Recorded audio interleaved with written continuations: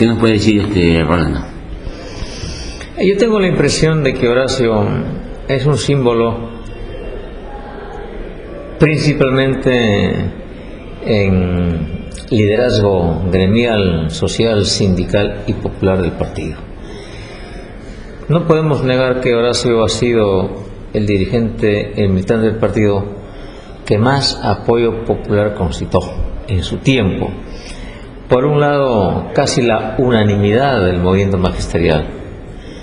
Y esa unanimidad se debió no solamente a que él fuera el primer secretario general del SUTE, su fundador con otros más, sino que supo encarnar en la mejor medida el afán reivindicativo, batallador, antidictatorial, democrático de las masas magisteriales. En Horacio se expresó de manera más genuina y más peculiar toda la razón de la lucha de los maestros en un momento determinado. Pero al mismo tiempo, al convertirse la lucha de los maestros en esos tiempos en una parte importantísima del movimiento popular, social, reivindicativo, democrático y antidictatorial, la imagen de Horacio también se trasladó del aspecto sindical al espacio gremial más amplio, al aspecto social e inclusive al aspecto político. Sin embargo, yo diría que la imagen que más recuerdo de Horacio es su imagen social, porque representó la impronta de un movimiento social nacional más o menos postergado, más o menos aguantado, reprimido, que eclosionó cuando las masas empezaron a cuestionar fundamentalmente la dictadura militar de Morales Bermúdez. Y en ese sentido, él fue uno de los hombres más representativos. En primer lugar, porque tenía una militancia política clara, irrenunciable, una militancia socialista, marxista, comunista, de la cual él jamás renegó, más bien se enorgulleció en toda su vida institucional, personal o social. En segundo lugar, porque el discurso que manejó el Horacio, quizá discutible en muchos aspectos de su contenido, era un discurso que reflejaba el momento de la conciencia de la gente, es decir, la rebeldía abierta, el enfrentamiento abierto, la condena abierta al imperialismo, al capitalismo, a las dictaduras, que en el fondo era el espíritu, no diré revolucionario, pero un espíritu de rebelión de la gente, que él lo expresaba bien a través de sus discursos. Y una tercera cuestión, en ese mismo sentido, es que él encontró e imbricó bien su lucha sindical, gremial, magisterial, su lucha social reivindicativa nacional y su lucha política socialista. Él no encontró fisuras en estas tres luchas, al contrario, él considera estas luchas, como todos nosotros, pero él a nivel de masas, como una continuación necesaria de una a la otra. Eso por una parte. Por otra parte, cuando nosotros hablamos de los dirigentes políticos nuestros, dirigentes nacionales o sindicales, casi siempre hemos obviado su aspecto humano y siempre los hemos calificado de buenos, malos, irregulares, de acuerdo a su comportamiento sindical, si es dirigente sindical, o partidario, si es dirigente de partido, o simplemente un dirigente de masas, si es un dirigente de masas abierto, o como un candidato bueno o malo, si es un proceso electoral.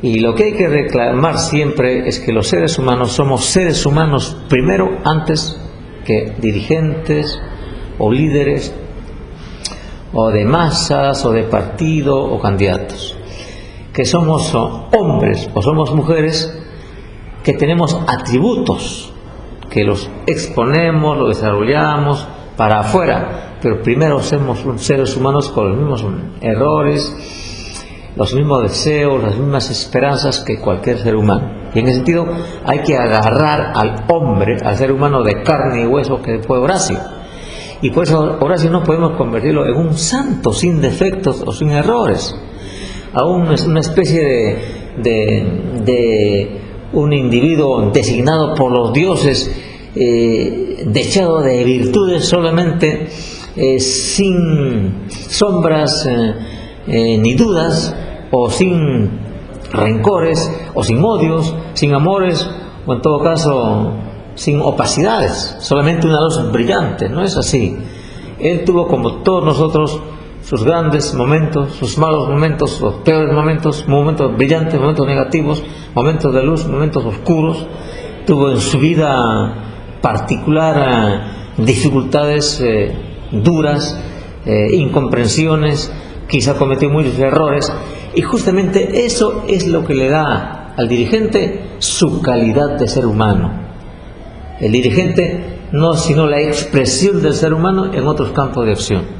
El dirigente o el líder político, sindical o lo que fuera no es sino la continuación de su esencia de ser humano. Por eso es imposible desligar esas cosas, por ejemplo, de un hombre como Horacio, un hombre que yo lo dije en alguna ocasión, extremadamente exagerado en todo, en hablar, en comer, en disfrutar, en tomar, en bailar, en odiar, en amar, en disfrutar la vida hasta el exceso muchas veces, en descuido de su salud, excesivo en el aspecto peyorativo, en los adjetivos, en la expresión amorosa de amistad. Era una especie de ser humano exagerado. Quizás justamente porque era un ser humano exagerado no duró mucho. Aquellos que expresan de manera exagerada las cosas buenas y malas que da la vida, y más aún lo hacen política, evidentemente se entregan demasiado y posiblemente su vida sea más corta, y eso le pasó a Horacio. Bien, Fernando. Una última cuestión. Tú sabes que Horacio fue un dirigente y fue un paradigma, y es un paradigma para los maestros. El SUTE de esos años ya no es el de hoy. ¿Qué les puede decir a los maestros de ahora, de hoy, los jóvenes, que no conocieron a Horacio, para que tengan pues como un referente de verdad a Horacio? Yo creo que lo primero que debería hacer la dirigencia del SUTE, la que aún queda de esos viejos tiempos, es escribir la historia del SUTE, o por lo menos un ensayo de las luchas heroicas del SUTE. Nadie ama lo que no conoce, nadie ama lo que no ha vivido, ¿no es cierto? Nadie ama a lo extraño.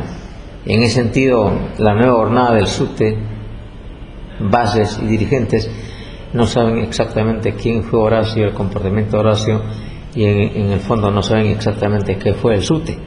El SUTE ya existe, ya está hecho, y parece que hay un corte ahí, de tal manera que se ve al SUTE como es exactamente ahora, y no la historia que fue, la historia que es. En ese sentido, yo recomendaría, si es posible hablar de recomendación, a volver a los tiempos antiguos del SUTE, en el sentido de la mística, en el sentido de amor al trabajo gremial, de servicio de la dirigencia a los maestros y al país, de la no utilización, como ahora muchas veces se hace, de la dirigencia sindical para ambiciones personales, ilegítimas o de grupo, para no medrar en los espacios sindicales, políticos, gremiales y de otra naturaleza que el SUTE ha conseguido, como la derrama, los sacafaes, por ejemplo, u otras más, que muchas veces se han convertido en refugio de ambiciones no precisamente las más sanas, desnaturalizando la esencia de esas conquistas, que han sido conquistas que se han logrado con la muerte de muchos sutistas, el encarcelamiento, la deportación de muchos de sus dirigentes, la persecución, la expulsión o la separación del trabajo. En ese sentido, creo que lo que le faltaría, lo que debería reivindicar el SUTE, construir o reconstruir el SUTE, es volver a su imagen anterior, en ese sentido, obviamente, en ese sentido, de tal manera que los que ahora entran al SUTE, entran al trabajo magisterial, sientan que son parte de un proceso, no inauguran un proceso, no se inicia lucha reivindicativa magisterial o el SUTE con ellos, sino son parte de un proceso.